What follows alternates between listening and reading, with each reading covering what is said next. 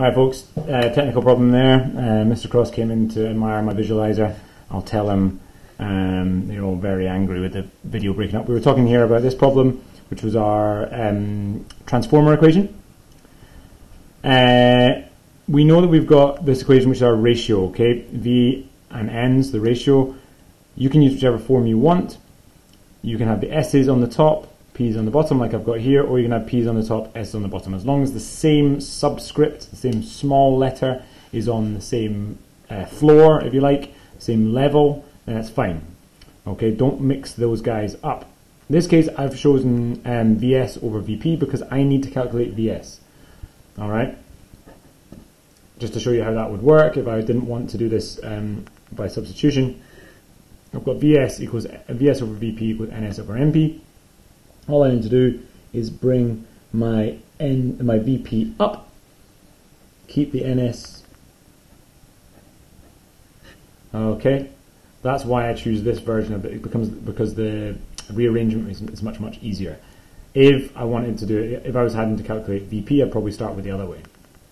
Okay, I've done my substitution here. Okay, I've got my huge number up here, 440,000 divided by 28,000. I've got 110 over 7. That's going to get multiplied by 700. I'm going to get 11,000, not 110,000 there. Okay, quick check. You are told that this is step up. Yeah, that you are told in the question that this is step up. We're always looking for ways to check our answers, particularly to numerical questions. Okay, this is the way to check. My voltage out, my secondary coil voltage should be bigger than my primary coil voltage. Well, clearly 11,000 is much higher than 700. It means we've done something right. Okay, over the page. We've got the idea of our wind turbines being noisy when they're turning. They turn faster, the sound waves emitted have a larger amplitude. State how the loudness of the sound of the wind turbine changes when the amplitude increases. Well, if we have a larger amplitude wave, okay, then we have a louder sound. So if I'm drawing right here, this would be a quiet sound. This would be a loud sound.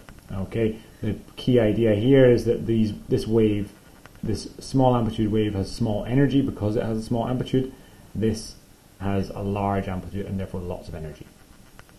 Okay, then we're asked finally, this is a familiar one I think for us, about compressions and rarefactions. Okay, this is a longitudinal wave and so therefore it has areas of high pressure, which is due to high concentration of particles. Okay. If we want to then think about compressions and the wavelength, then we know that if we've got a compression here, okay, I'm just going to draw this with 3 lines, and then we've got another 3 lines here. We've got our rarefaction in the middle.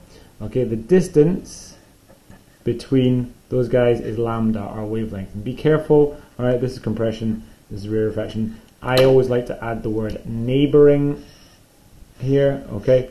So don't just write it's the distance between compressions, okay? It is the distance between neighboring compressions. However, really the key word here is compression, all right? They have said in here that you need to use the word compression by saying in terms of, okay? Don't forget to use the word compression in your answer. If you don't, then you risk losing the mark.